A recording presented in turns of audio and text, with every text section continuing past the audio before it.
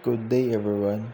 This research focus on developing an IoT-based energy meter to monitor electricity real-time in San Isidro, Tomas Opos, Southern Leyte. Ang research nagtan-aw sa pagdevelop sa IoT-based energy meter aron mosabay ang kuryente sa tinuod nga oras sa San Isidro, Tomas Opos, Southern Leyte. Introduction. Study focuses on real-time monitoring of energy consumption or using IoT. Importance of monitoring electricity usage efficiency helps household, business, and communities manage power consumption.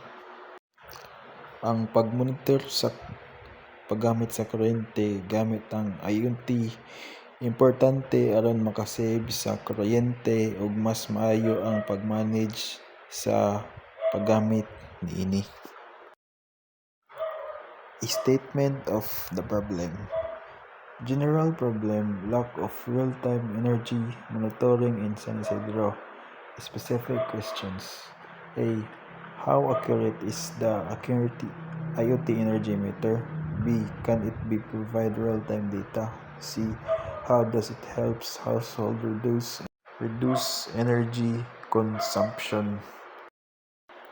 Ang research nagtan-aw sa kakulangan sa real-time monitoring sa kuryente ug nagtan-aw kung unsa ka-accurate ang IoT meter ug makapahimos ba kini sa paggamit sa kuryente sa balay.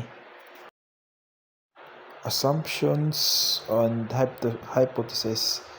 Operational hypothesis: IoT energy meter will provide accurate real-time monitoring. Assumption: IoT technology can measure electricity accurately. Null hypothesis: IoT energy meter will not provide accurate real-time monitoring. Gi-assume sa study nga kaya sa IoT sukdon ang kuryente. Ang hypothesis nag-ingon nga ang IoT meter makamonitor sa tinuod nga oras sa kuryente. Importance, significance of the study. Provides real-time energy monitoring for household and local government. Helps reduce electricity wastage and cost. Support environmental sustainability. Ang study makatabang sa balay o local government sa pagmonitor sa kuryente, pag-save sa gasto ug pagtabang sa kalikupan. Scope and delimitations. Focus on residential and small businesses electricity usage. Data collected in San Isidro, Tomas Opos.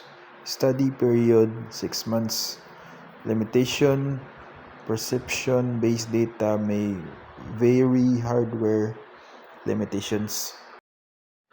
Gisakop sa study ang mga balay ug gamay nga negosyo sa San Isidro sulod sa 6 ka bulan. Ang limitasyon mao ang hardware ug lahi nga perception sa respondents. Conceptual framework. Inputs, process, outputs. Inputs: qualified engineers, IoT hardware, sensors. Process: installation, data collection, monitoring system. Outputs: real-time electricity, usage energy, savings recommendations. Ang framework nagpakita sa inputs, engineers, sensors. Ang process, installation, data collection, ug outputs, real-time data ug tips sa pag-save sa kuryente. Research methodology. Type: experimental development study. Tools: IoT energy meter, Wi-Fi database software, data collection, sensor readings, household feedback. Analysis, compare energy consumption before and after installation. Ang study experimental, gigamit ang IoT meters, Wi-Fi ug softwares, data gikan sa sensors ug feedback sa balay. Gi-analyze pinaagi sa pag-compare sa paggamit sa kuryente, sa wala og human sa installation. Key findings, expected results. Real-time monitoring is possible using IoT meters. Households can reduce energy usage by up to 15% to 20%. Provides data for better energy management at the local level.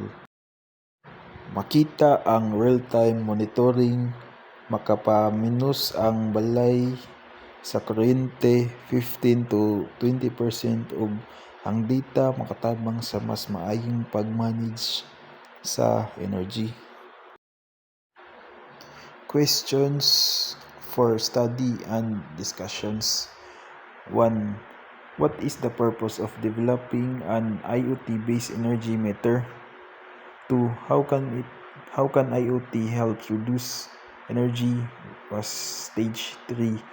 What are the limitations of the study? 4. How does the conceptual framework guide the research? Nagpakita ang slide sa mga pangutana para i-review ang tumong sa study.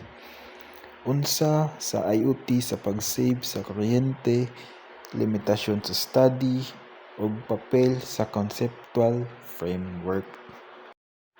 Thank you for listening.